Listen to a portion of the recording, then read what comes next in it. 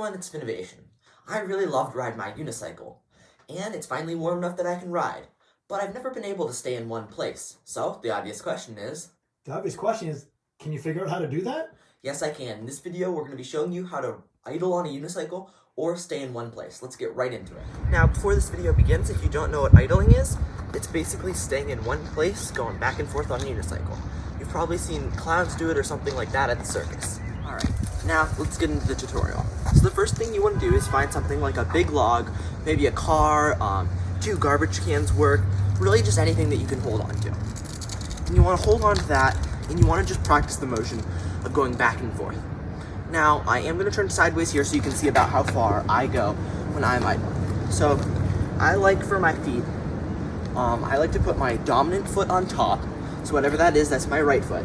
And I like to go back to about that far, and then I like to come forward about that far. So like this. And right now I'm just doing it really slow. Normally, when I idle, I'd go about that pace.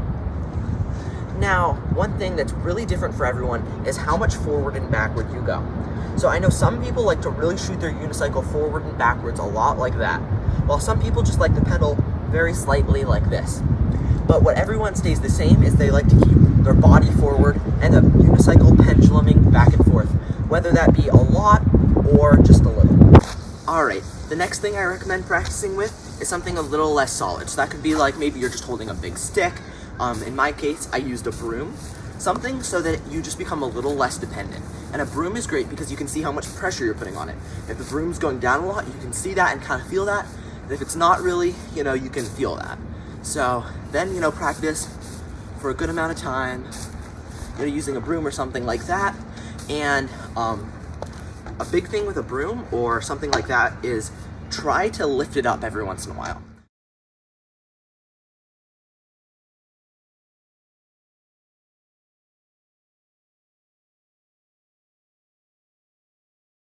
Another huge thing is I know that when I was practicing, I'd always be using my right hand to hold on. So when I switched to my left hand to try and hold on, I would always fall to my right because I became dependent on that side. So practicing on both sides is really good and lets you get a good practice. Alright, once you're really comfortable doing this, but you're just really, you can't, just let go of everything and naturally idle, what you can try is something that I like to call stops. So what you want to do is you want to ride your unicycle and you want to stop and maybe try to take a pedal backwards and go back forwards. So I'll show you what that looks like right now.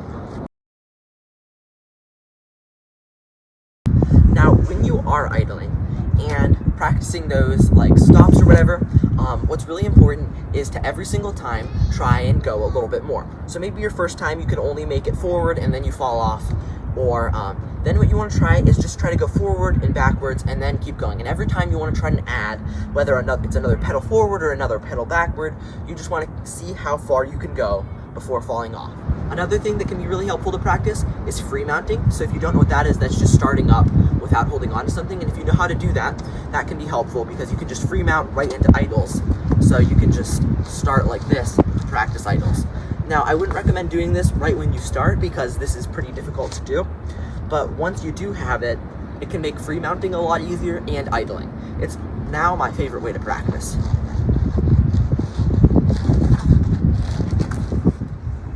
Now, because when I was learning how to do this, there was a little bit of a lack of footage on YouTube of people just straight up idling.